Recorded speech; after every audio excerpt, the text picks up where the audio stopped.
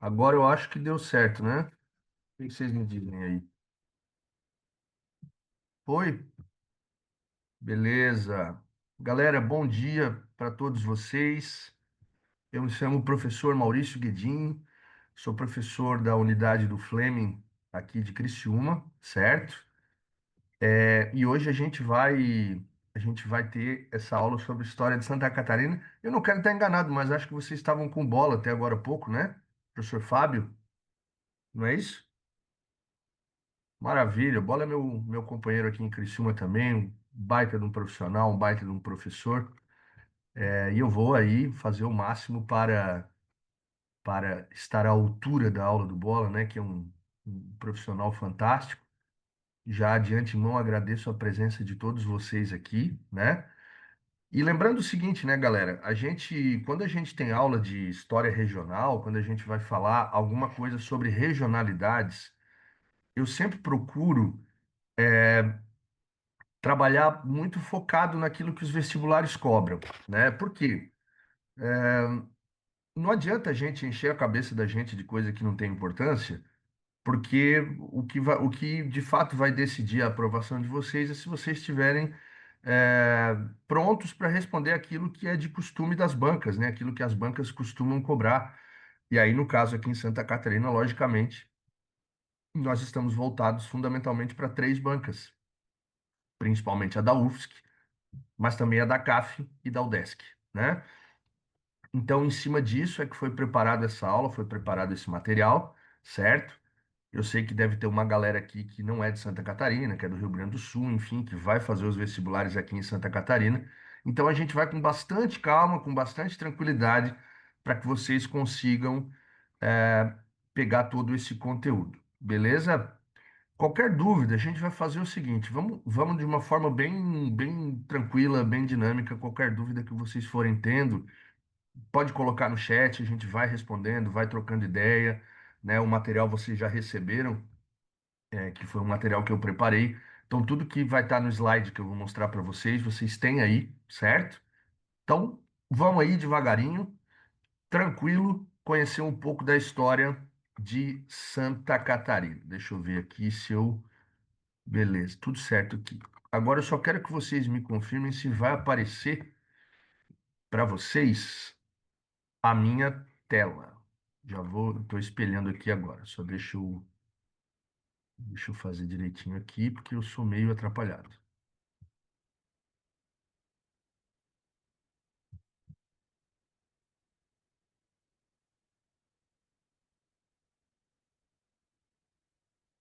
Então, 5% sucesso nacional. Galera, tá aparecendo a minha tela aí para vocês?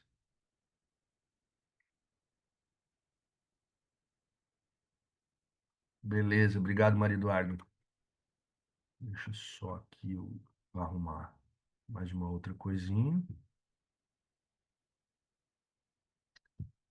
Nasceram as águas. Sobre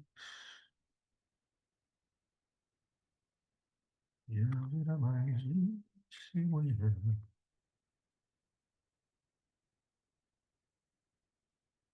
Pronto, agora sim. Bom, pessoal, então nós vamos ter hoje essa aula de história de Santa Catarina, né? Que é uma situação que é importante que vocês tenham aí esse conteúdo bem trabalhado na cabeça de vocês.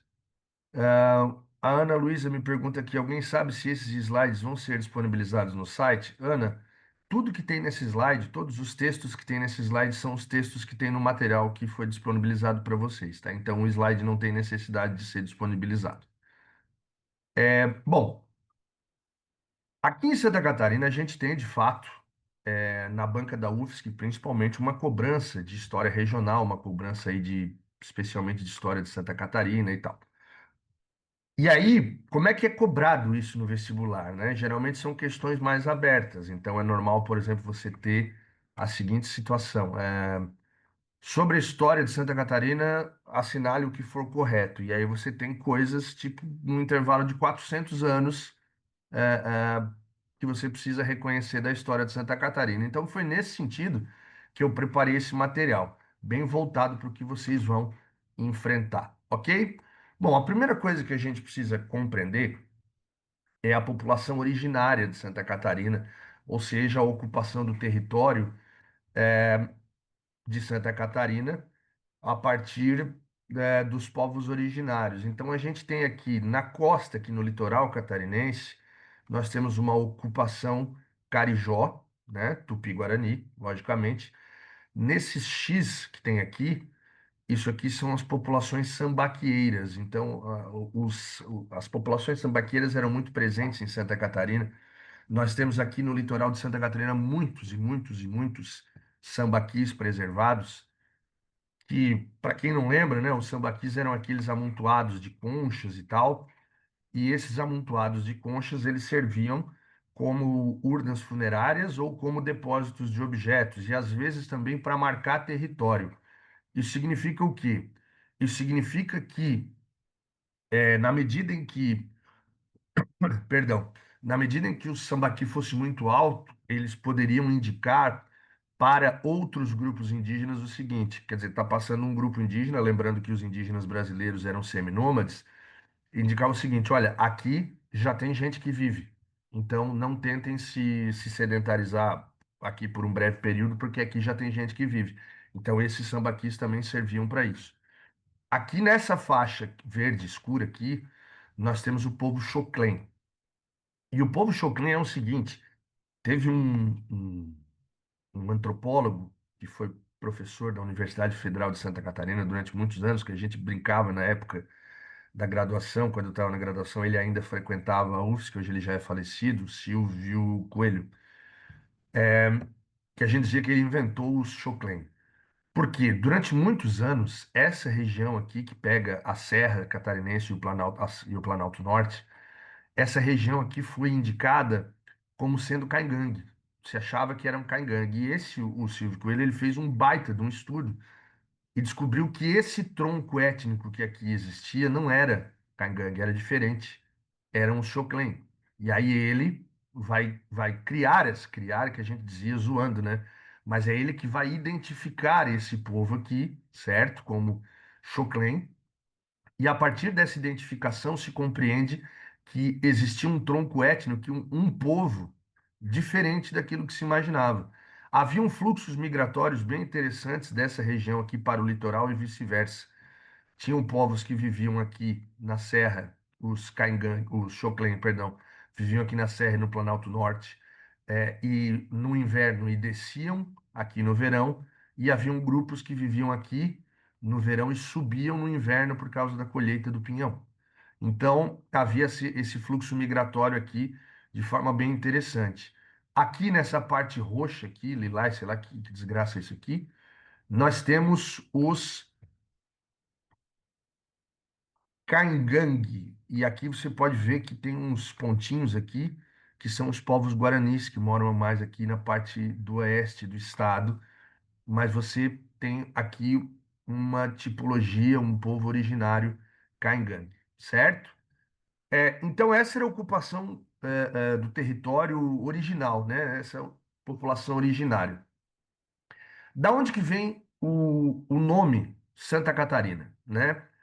Bom, existem duas explicações, né, possíveis. Uma é a explicação muito utilizada pelo Instituto Histórico Geográfico de Santa Catarina, e outra é uma explicação muito utilizada pelo ambiente universitário aqui em Santa Catarina. Não há consenso na historiografia sobre isso.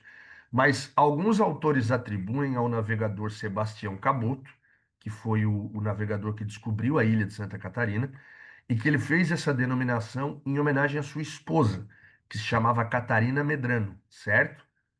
Agora, a corrente universitária entende que foi uma homenagem a Santa Catarina de Alexandria, que é uma santa da Igreja Católica que é festejada no dia 25 de novembro. E aí são essas as duas versões aí que existem dentro da historiografia. Então, portanto, não será cobrado consenso de vocês, certo? Opa, perdão. Deixa eu ver aqui que deu um problema aqui. Tá, agora vai dar certo. Minha tela continua aparecendo para vocês?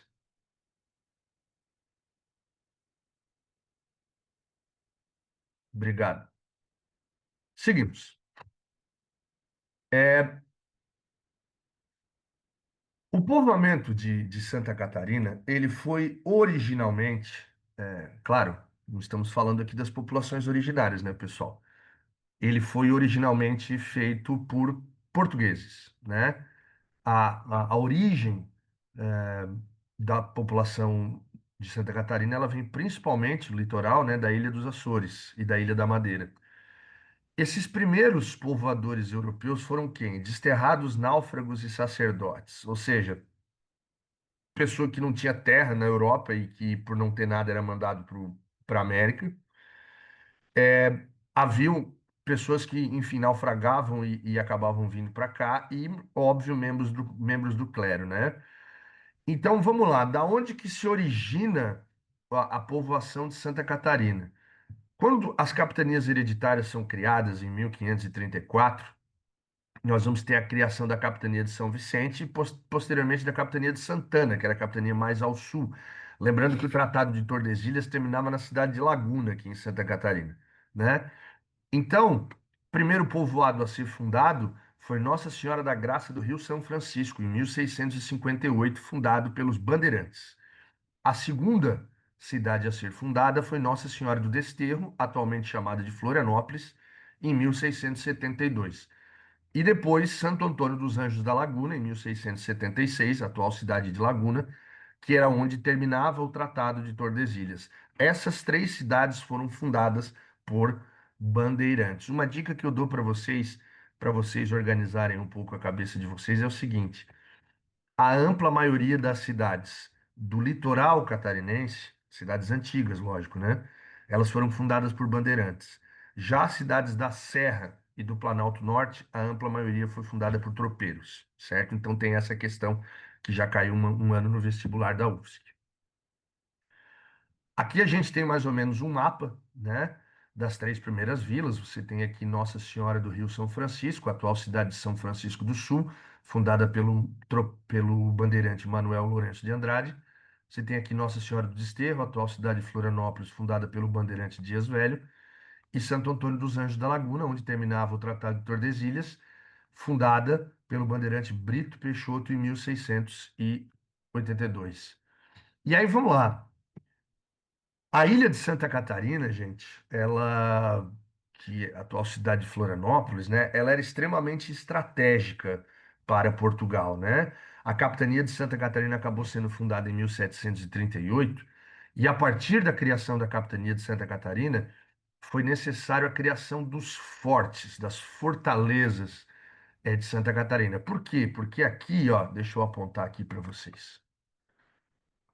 Aqui nessa região aqui onde eu estou apontando, ficava o Porto de Desterro. Esse porto, ele era geopoliticamente muito importante para a América Portuguesa, visto que a maior parte do Rio Grande do Sul ainda estava, uma boa parte do Rio Grande do Sul, perdão, ainda estava sob domínio da Espanha. O Porto de Rio Grande não era 100% território português, ele era disputado. Tem aquela história dos tratados de Madrid, de Rio Pardo, de Santo Ildefonso, enfim, todas essas coisas. Então, esse porto era estratégico porque em uma noite de navegação você chegava no estuário do Rio da Prata, que é ali o rio que separa a Argentina e o Uruguai e que dá acesso à América Latina por dentro. Então, era necessário proteger esse território, principalmente a ilha de Santa Catarina. Para isso, vão ser criadas as fortalezas. Aqui a fortaleza de Ponta Grossa, onde atualmente fica em Florianópolis a Praia do Forte. Aqui a fortaleza de Anhato Mirim. Percebam que é para evitar essa passagem aqui, né, em direção ao porto. Você tem aqui na ilha a fortaleza de Ratones. E aqui embaixo a fortaleza de Araçatuba. Portanto, percebam claramente que a ideia não é proteger essa costa aqui virada para a África. A ideia é proteger esse interior aqui, as freguesias, porque a ideia é proteger o porto de Desterro. Beleza? Seguindo, a população, né, a população que vai colonizar ou que vai ocupar esse território chamado atualmente de Santa Catarina, principalmente o litoral, é um povoamento açoriano madeirense, portanto, provindos da Ilha da Madeira e da Ilha dos Açores, né?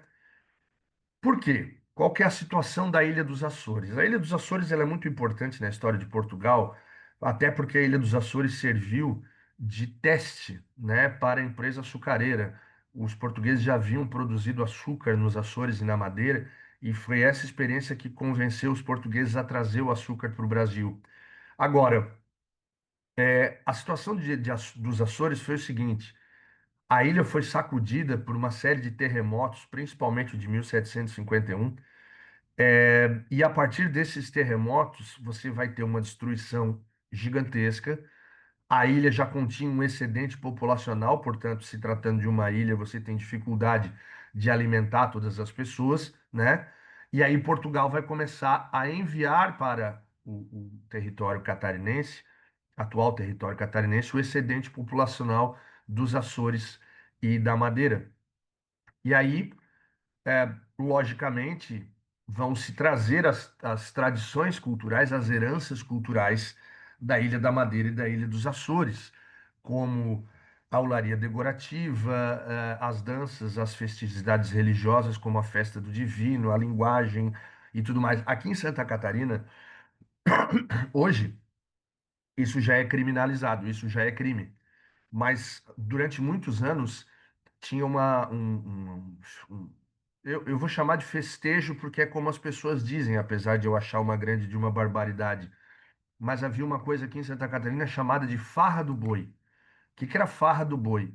As pessoas que basicamente praticam, elas dizem que aquilo é uma brincadeira. Eles soltam um boi na rua, todo mundo corre atrás do boi, aí muitas vezes batem no boi, e aí o boi corre atrás das pessoas, e as pessoas correm do boi, e basicamente é isso. Hoje isso já é criminalizado, né, na situação de ser um maus tratos aos animais, mas foi muito polêmico a criminalização disso, porque os praticantes da farra do boi alegavam que aquilo era uma herança cultural, né, que deriva da história do boi na vara, né, que era uma prática açoriana que alegam os praticantes que veio com os colonizadores. De qualquer forma, hoje isso já não é mais feito, ok? Durante a União Ibérica dura de 1580 até 1640, quando a Casa de Bragança faz a restauração portuguesa. Durante a União Ibérica, a coroa espanhola ela concedeu um privilégio para os súditos, que eram, aí entenda-se o quê? Portugueses e espanhóis, né? A União Ibérica era a junção das duas coroas. Ela concedeu aos seus súditos o privilégio da pesca de baleia em águas brasileiras. E aí, aqui em Santa Catarina, nós vamos ter alguns núcleos baleeiros, e o primeiro é o estabelecido em Nossa Senhora da Piedade, em 1738, que atualmente é a Praia da Armação. Então, essa armação baleeira, que existia, as baleias eram pescadas, e o uso da baleia econômico, principalmente, ele vinha da gordura da baleia, era produzido um óleo que era utilizado na construção civil. Então, o que que acontece? Basicamente, a função desse óleo era fazer uma liga parecida com a liga do tijolo, né? A forma como o tijolo dá a liga entre, desculpa, o cimento dá a liga entre os tijolos.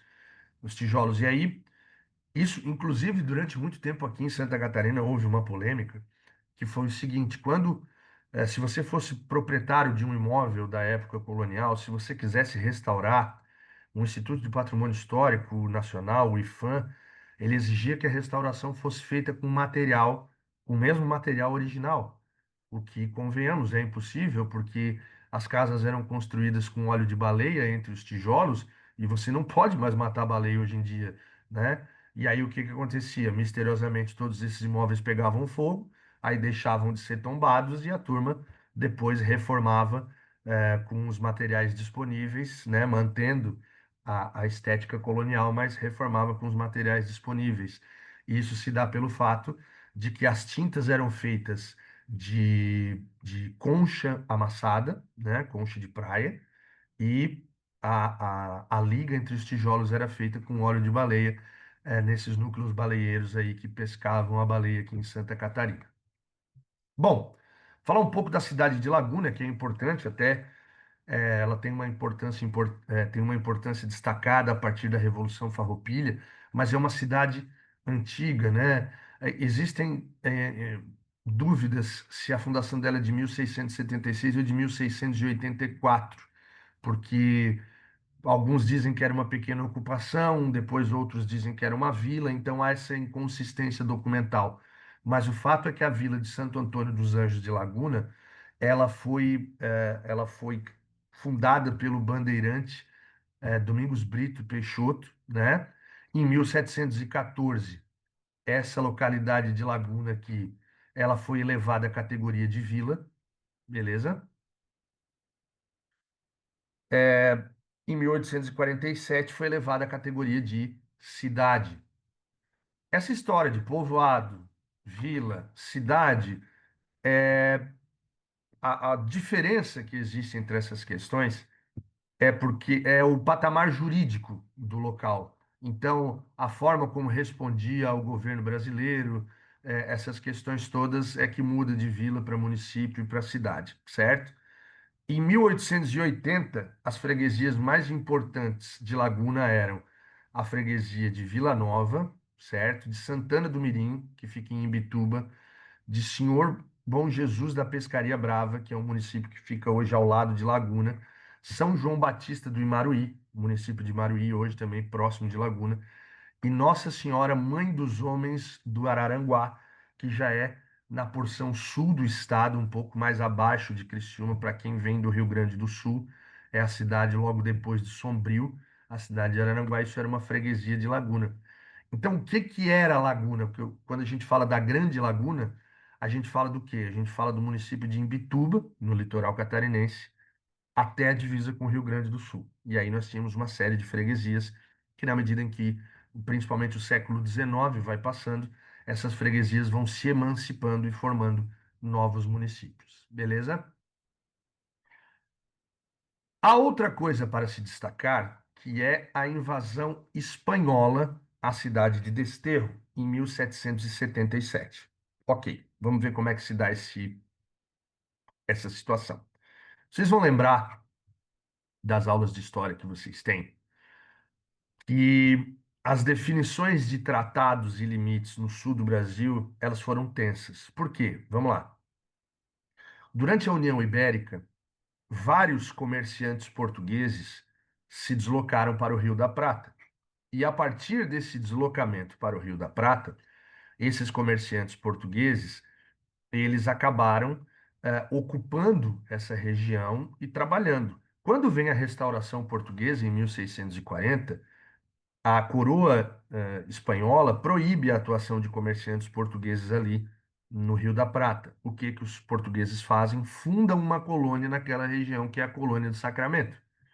Então, veja bem, havia um problema ali para a coroa espanhola, que era a existência da colônia do Sacramento no meio da América Espanhola. Essa colônia era uma colônia portuguesa.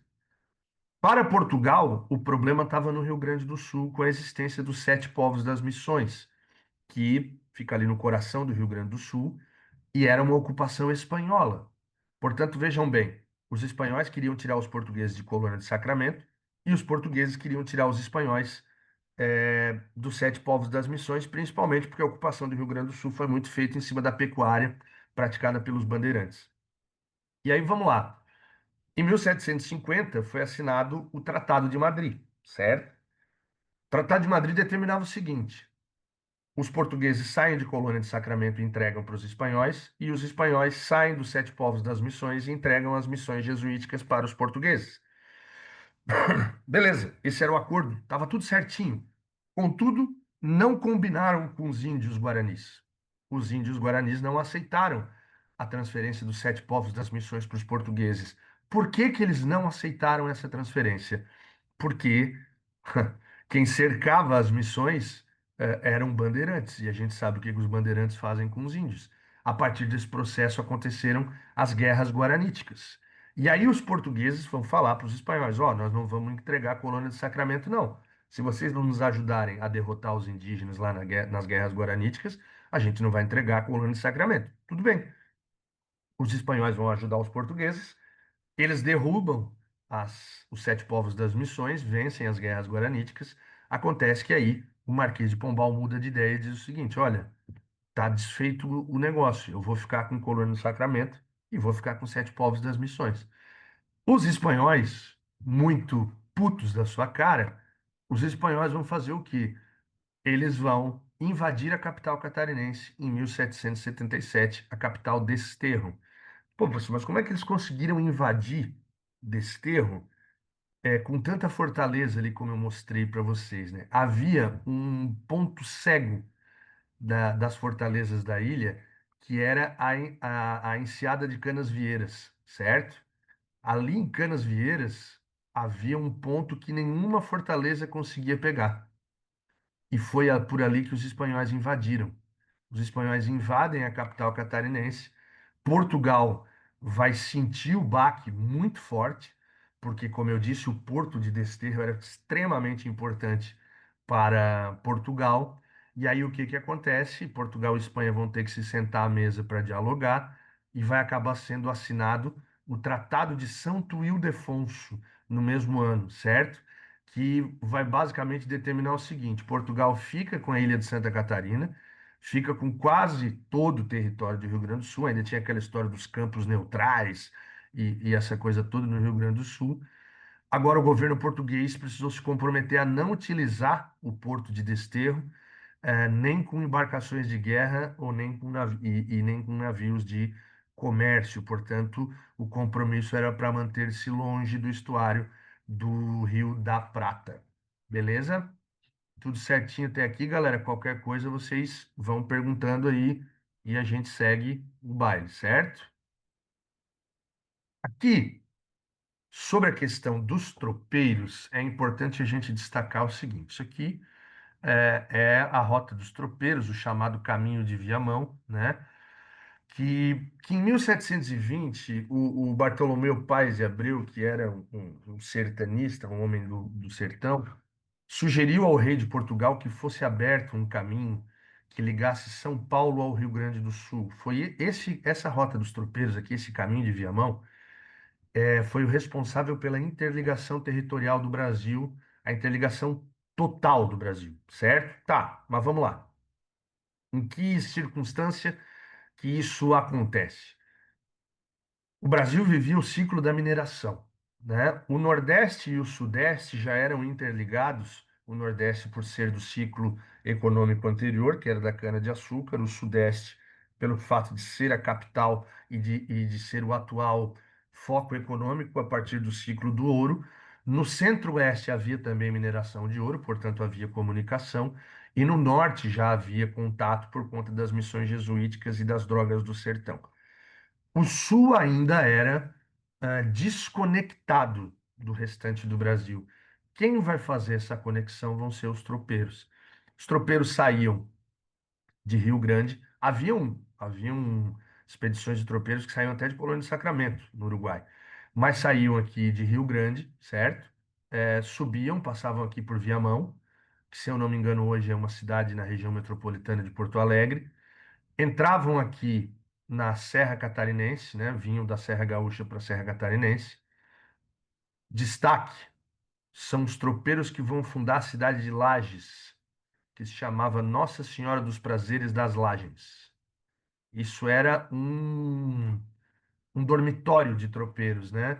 Essas cidades aqui, Lages, Correia Pinto, Santa Cecília, Papanduva, Mafra, essas cidades aqui que ficam inclusive na região do Contestado, todas essas cidades aqui foram fundadas por tropeiros. Entravam no Paraná, aqui pela Serra também, passavam próximo aqui da região de Curitiba, nos Campos Gerais. A Rota dos Tropeiros é o que vai desenvolver a pecuária na região de Curitiba, cidade da Lapa, aqui também bastante antiga, no Paraná, iam até Sorocaba. Por que até Sorocaba? Havia em Sorocaba um comércio muito grande de tipo um mercado público, assim, que se vendia de tudo que é coisa, que vocês podem imaginar. E esses tropeiros, eles levavam tropas, geralmente de muares. que é mula, jegue, jumento, esses trem tudo aí. E levavam para vender esses animais na feira de Sorocaba. Daqui, eles tinham duas possibilidades. Eles também levavam charque, né? Comercializavam um charque produzido no Rio Grande do Sul. Daqui, eles tinham duas possibilidades. Ou eles seguiam em direção ao Rio de Janeiro, que era a capital do Brasil, desde 1764, ou eles seguiam em direção à região das Minas Gerais, que era o coração econômico do Brasil nesse momento, por conta da extração de ouro, né? Então, esse caminho dos tropeiros ele é muito importante porque ele interliga o sul do Brasil e passa aqui na região da Serra e do Planalto Norte de Santa Catarina até chegar à cidade de Sorocaba, onde ocorria essa bifurcação. Falar um pouquinho da Revolução Farroupilha, porque ela também chega aqui em Santa Catarina, né? Que ela começa no Rio Grande do Sul. Eu não vou aqui me aprofundar muito na Revolução Farroupilha, porque é um conteúdo que vocês já estão até carecas de saber, né? Mas vou falar um pouquinho mais da participação de Santa Catarina nessa situação. A Revolução começa em 1835 por conta de um debate, uma insatisfação tributária dos gaúchos em relação ao imposto sobre o charque, né? O charque gaúcho tinha um imposto tão alto que valia mais a pena comprar charque do Rio Grande do Sul e da Argentina, do Uruguai e da Argentina do que do Rio Grande do Sul.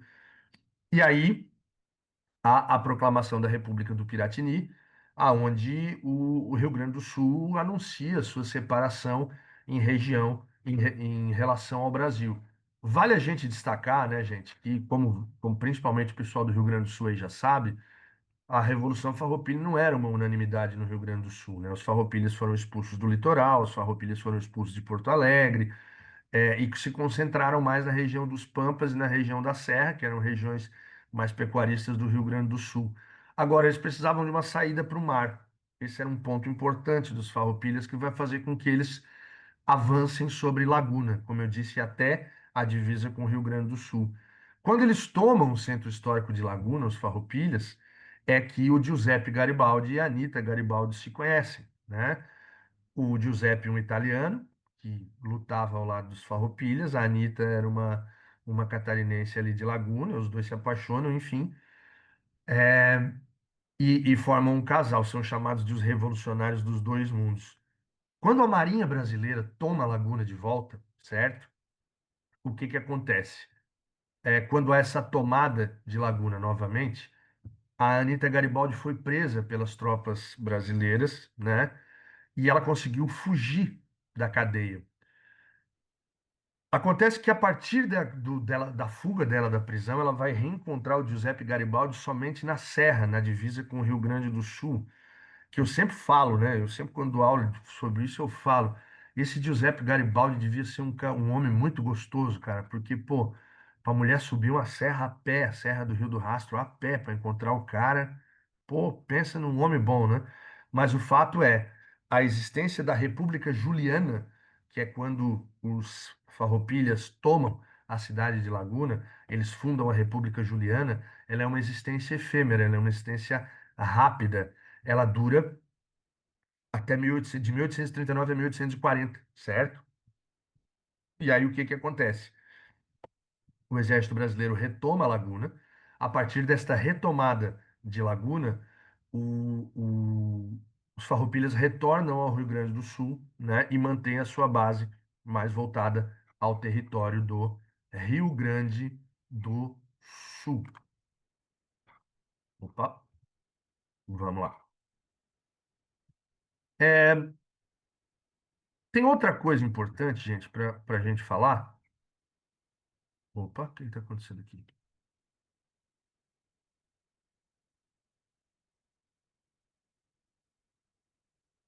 Guarda. Outra coisa importante para. Tá aparecendo a minha tela aí para vocês, né? Tá tudo certo. Se alguém puder responder. Perfeito, obrigado, Joia. Obrigado. É, olha só, vamos falar agora sobre um processo que também afeta o Rio Grande do Sul, que é a grande imigração. A grande imigração, pessoal, ela foi um fenômeno ocorrido. Aliás, ela foi um fenômeno que houve em decorrência da unificação italiana e da unificação alemã, né? Como vocês bem sabem, esses dois processos eles geraram conflitos internos na Europa, geraram fome, geraram desemprego, isso tudo junto da Segunda Revolução Industrial, e geraram miséria. O governo brasileiro vinha de um processo de substituir a mão de obra escrava pela mão de obra livre, isso naquela segunda metade do século XIX. E aí vejam bem, o Dom Pedro II, principalmente para Santa Catarina e para o Rio Grande do Sul, ele quis fazer uma experiência colonial diferente. O que que ele fez? Ele queria fazer uma colonização de povoamento. Portanto, ele queria trazer imigrantes, alemães e italianos, em sua grande maioria, mas também poloneses, até japonês veio. Ele queria fazer uma colonização que não fosse baseada no latifúndio, que não fosse baseada é, numa desigualdade muito grande entre o proprietário e o trabalhador. Ele quis criar uma colonização para ter uma formação de uma classe média, certo? E aí nós vamos ter a colonização alemã e italiana aqui em Santa Catarina. A colonização alemã, ela vem de um excedente populacional, né, que existia na Alemanha no processo de unificação e tudo mais. Nós vamos ter um- uma fuga também da construção do absolutismo alemão, aquela história do Otto von Bismarck, do fortalecimento do Reich, do Império, né? E também tinham aquelas histórias que corriam na Europa desde os anos 1500, de que a América seria um grande Eldorado de riquezas, de que a América era um território onde tinham rios de diamantes, onde tinha montanhas de ouro, montanhas de prata e tal. Isso, de certa forma, atraía imigrantes para cá.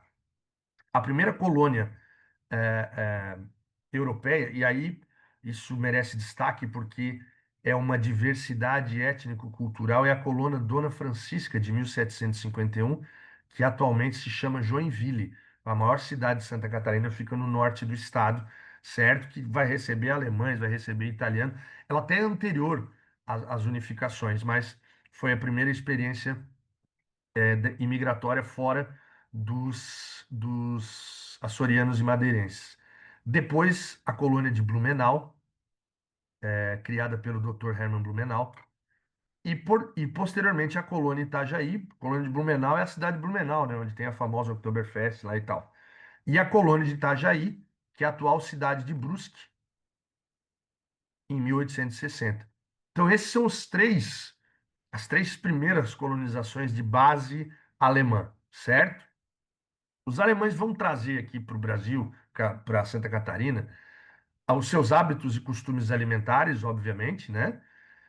Vão trazer as suas questões arquitetônicas e vão introduzir, muito provavelmente, o Bola falou para vocês, que o norte de Santa Catarina é um polo metal mecânico, né?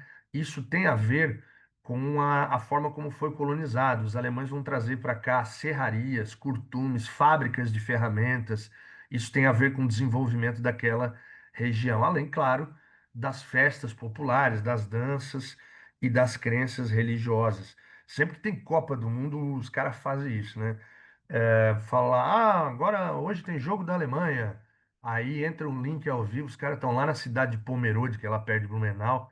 Aí tem um monte de alemãozinho, tudo vestido de alemãozinho, tudo dançando musiquinha de alemão, porque de fato aquela região tem muito essa identificação, se orgulham muito dessa herança alemã, na sua cultura, enfim. E isso é bastante explorado, inclusive, do ponto de vista do turismo e do comércio. Já no caso da colonização italiana, isso ocorre mais ao sul de Santa Catarina, certo? O sul de Santa Catarina, ele era pouco ocupado, pouco povoado, e o governo imperial pensou, bom, nós precisamos ocupar essas terras, até porque o governo imperial sabia que o sul de Santa Catarina já tinha esse mapeamento, sabia que o sul de Santa Catarina era uma região rica em carvão, certo? Então, a partir desse processo, o governo imperial fez uma comissão para demarcar essas terras do sul para entregar para imigrantes, né? Aonde isso? No Vale do Rio Tubarão e dos seus afluentes, que é o Rio Capivari e a atual cidade de Braço do Norte. Em 1877 foi fundada a primeira colônia italiana no sul de Santa Catarina, que era a colônia de Azambuja. Por que que Azambuja era importante?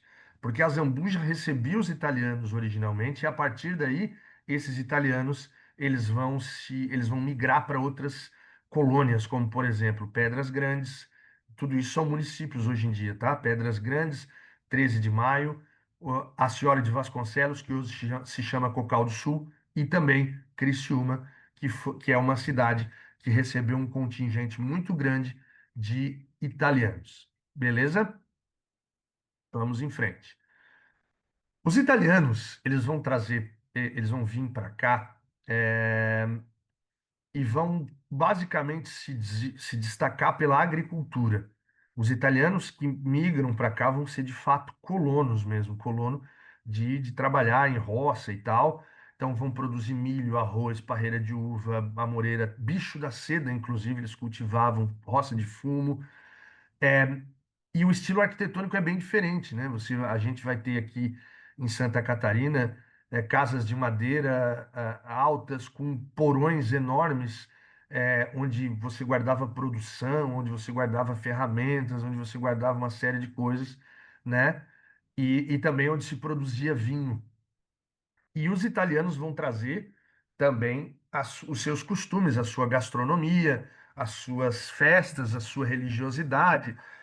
Tem uma coisa que aqui como eu disse para vocês, eu sou aqui de Criciúma, e aí se fala, tem a gastronomia italiana, não sei o quê, aí, vamos lá comer polenta com galinha. Polenta com galinha, gente, apesar de ser uma delícia, não é uma gastronomia italiana. Polenta com galinha era uma refeição de imigrantes pobres que plantavam milho. Então, o que acontece? Você cria uma galinha, a galinha vai botando ovo, botando ovo. Quando a galinha fica velha, pega a galinha, quando você faz ela ensopada, que é o prato de galinha com polenta, quando você faz ensopada, você só perde as penas, o resto vai tudo para a panela, né? E a polenta, o que que é? Bom, os caras plantavam milho, debulhavam o milho, faziam a farinha de milho, você joga água dentro, mexe, aquilo fica um concreto, né? Come a galinha e a polenta, dá uma sustância danada, você trabalha o dia todo por um custo muito baixo. Então, essa criação da ideia da gastronomia italiana em torno da galinha com polenta, ela é meio, né, meio mais ou menos, é gastronomia imigrante, basicamente. No movimento republicano, Santa Catarina teve uma participação discreta, porque Santa Catarina não participou do Manifesto Republicano de 1870 e também não participou da fundação do Partido Republicano. Contudo, as ideias republicanas estavam em Santa Catarina também.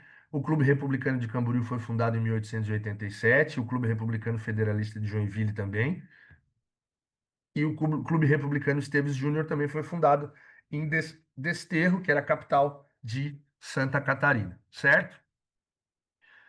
Vamos falar um pouquinho agora sobre essa Guerra do Contestado, que é uma região, que é um fenômeno que os vestibulares daqui gostam muito de cobrar, como vocês sabem.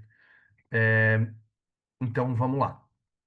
Pessoal, só uma coisinha aqui, tá tudo certo aí? Vocês estão me ouvindo bem? Estão vendo o slide? Tá tudo tranquilo?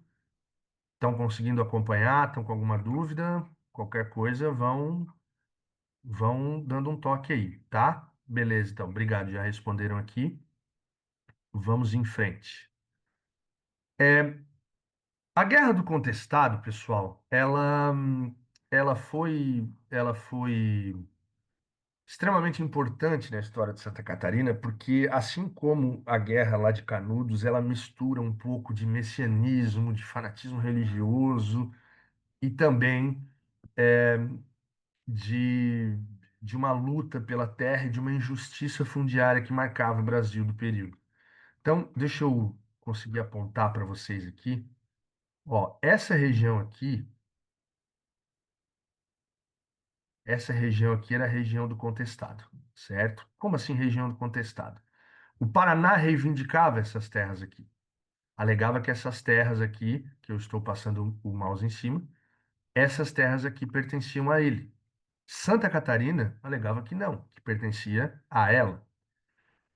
Tá, e no final das contas, quem é que estava certo? Pessoal, tinha decisão para os dois lados. o STF deu decisão para Santa Catarina, outros órgãos deram decisão para o Paraná, e a coisa meio que estava nesse imbróglio.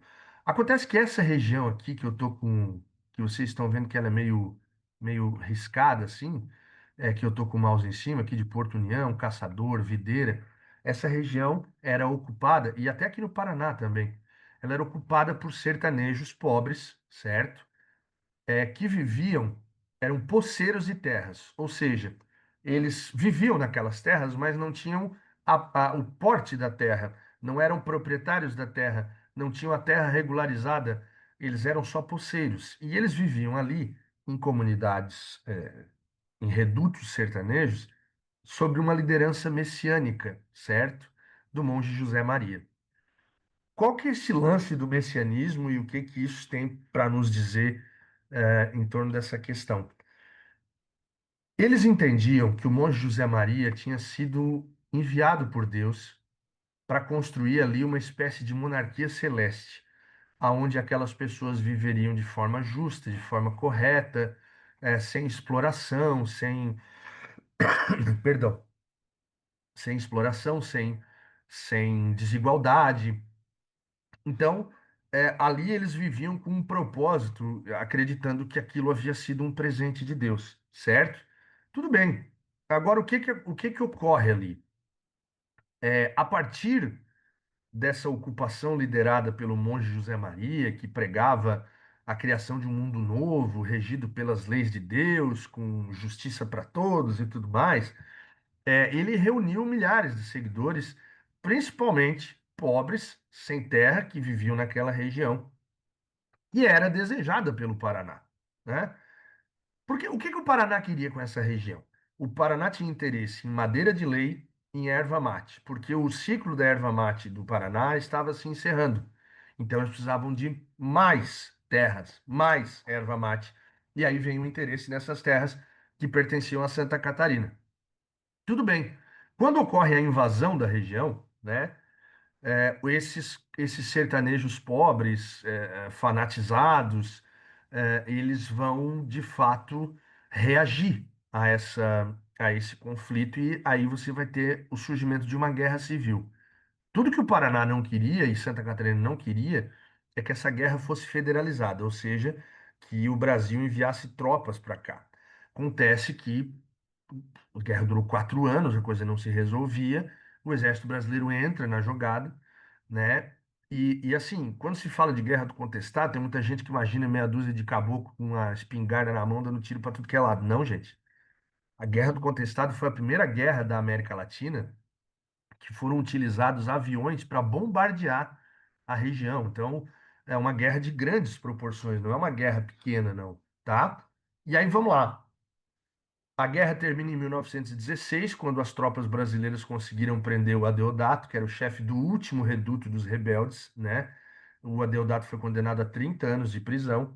E, em paralelo a essa prisão do Adeodato, os governadores Afonso Camargo, do Paraná, e o Felipe Schmidt, de Santa Catarina, se reúnem na capital federal, que na época era o Rio de Janeiro, e assinaram um acordo que dividia a região do contestado, ficando 20 mil quilômetros quadrados para o estado do Paraná e 28 mil quilômetros quadrados para Santa Catarina, liquidando então definitivamente esse impasse territorial que gera a Guerra do Contestado.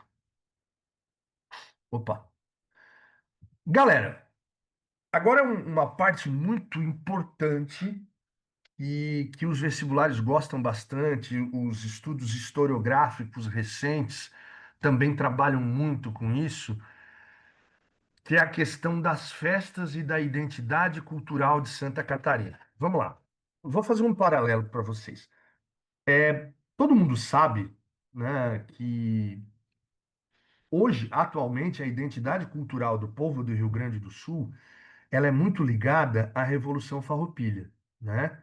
O gaúcho se identifica muito com a Revolução Farroupilha e com o significado da Revolução Farroupilha. Então, quando chega lá na Semana Farroupilha, o Rio Grande do Sul para, tem feriado, tem desfile, tem um monte de coisa.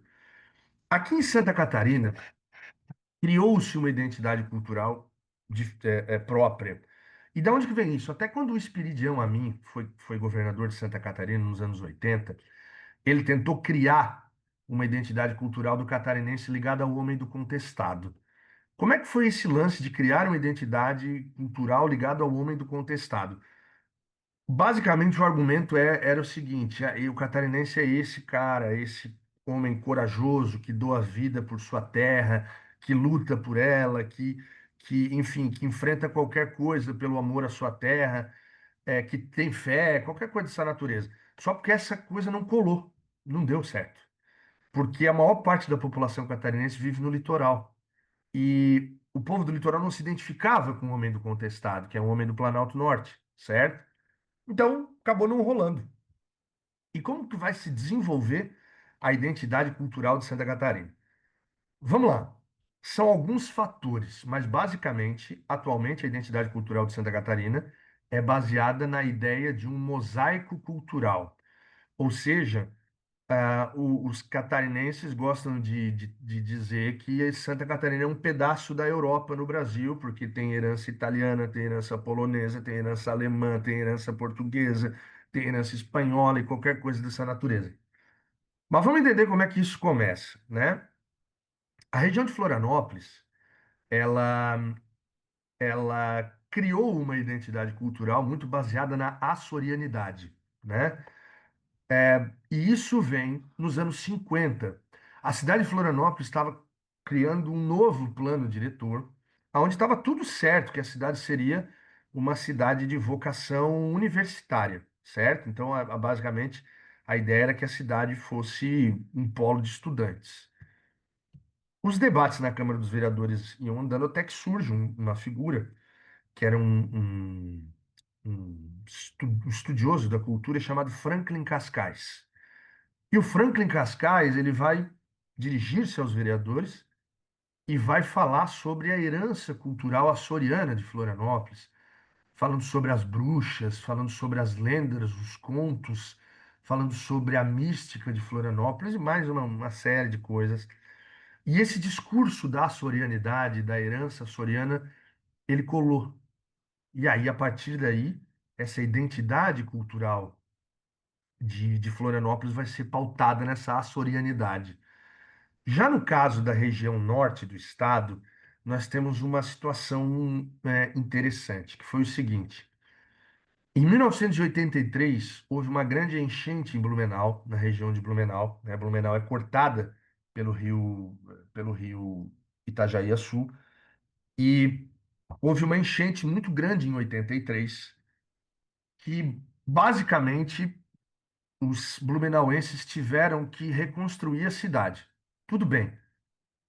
Mas o pior é que em 84 veio uma enchente ainda pior. Essa enchente de 84 ela devastou Blumenau. A cidade foi completamente destroçada.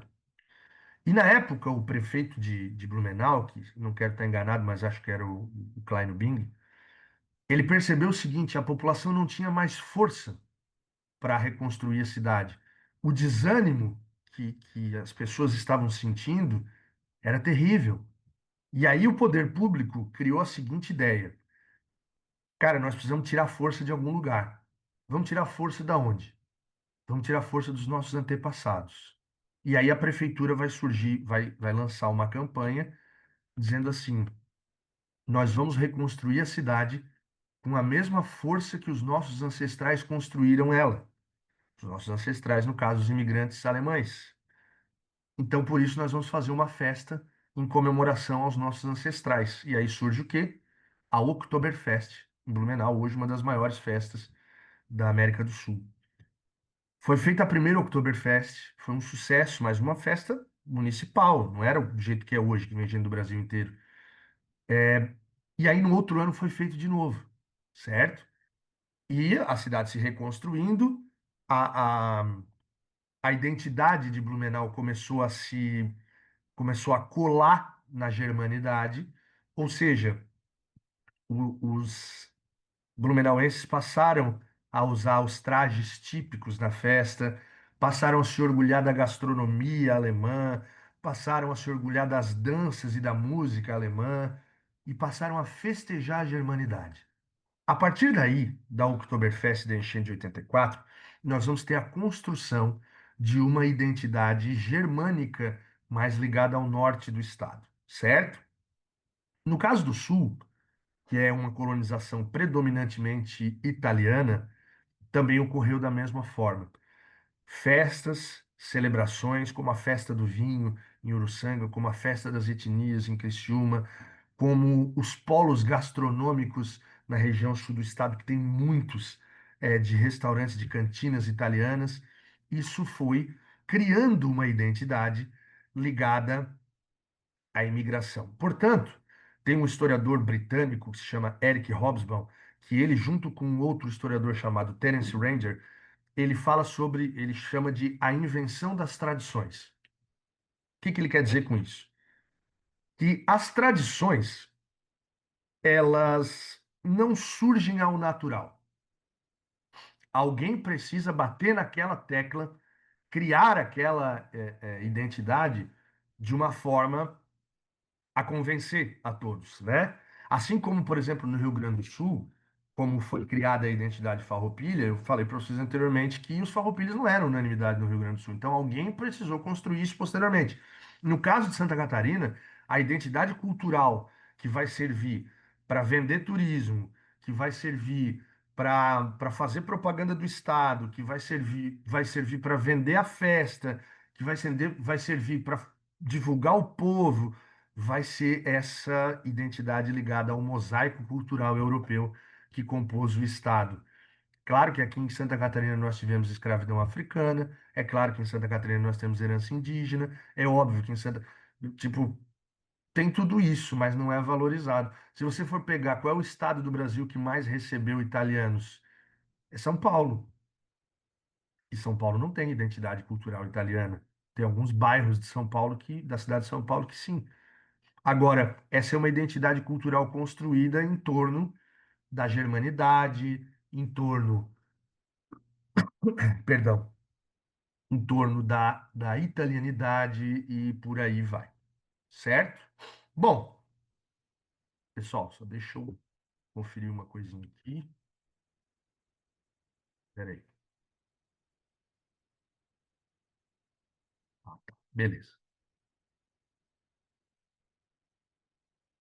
11 horas, já estamos chegando perto do final. Falar um pouco sobre a Novembrada, que também os vestibulares daqui adoram. Que foi a participação catarinense na ditadura militar, certo? A novembrada, gente, ela ocorre no governo do João Batista Figueiredo, certo? O Figueiredo vem, é um momento de abertura política, né? O Figueiredo ele vem para Santa Catarina para desfraudar. Ele ia ficar alguns dias aqui em Santa Catarina, mais especificamente em Florianópolis. Ele veio desfraudar uma placa em homenagem ao Marechal Floriano Peixoto, ali em Floripa, na Praça 15, na frente do Museu Vitor Meirelles e tal. Tá. E aí, veja bem, o que que é muito doido isso? Primeiro é a falta de noção de inaugurar uma placa em homenagem ao Floriano Peixoto, né? Porque só para a gente recuperar a Revolução Federalista em Santa Catarina, quando os federalistas ocupam Santa Catarina, o principal reduto federalista era a cidade de Desterro. E aí o que que acontece? Quando as tropas brasileiras, lideradas pelo Floriano Peixoto, invadem Desterro, é um banho de sangue terrível. A Fortaleza de Anhado Mirim mesmo foi utilizada como um campo de execução. Então, assim, esse banho de sangue, liderado pelo Marechal Floriano Peixoto, fez com que a cidade fosse rebatizada para Florianópolis, Polis de Floriano, certo? Houve a mudança do nome da capital. E a população não aceitou muito bem esse novo nome, porque, porra, era uma homenagem a um cara que assassinou a população da cidade, né? Então, meio descabido. E aí o Figueiredo vem para cá, o último dos presidentes militares, vem para cá inaugurar uma placa em homenagem ao Floriano Peixoto. Bom, até aí, tudo bem. Acontece que o DCE da UFSC, Diretório Central dos Estudantes da UFSC, organizou uma manifestação contrária ao João Batista Figueiredo e ao regime militar. E aí, os estudantes saíram da UFSC e caminharam até o centro de Florianópolis, não é muito perto, não, essa caminhada.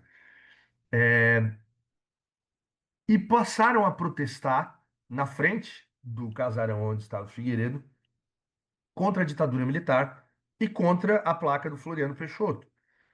E o Figueiredo, ele era um sujeito meio tosco, assim, né? Acho que todo mundo já ouviu alguma história do Figueiredo, que ele dizia que preferia cheiro de cavalo a cheiro de pobre, que ele era um cara grosseiro, assim, o Figueiredo. E aí o que que acontece? Os estudantes estão lá embaixo e protestando contra o Figueiredo, e o Figueiredo foi na varanda para olhar, tipo assim, que bagunça é essa aí?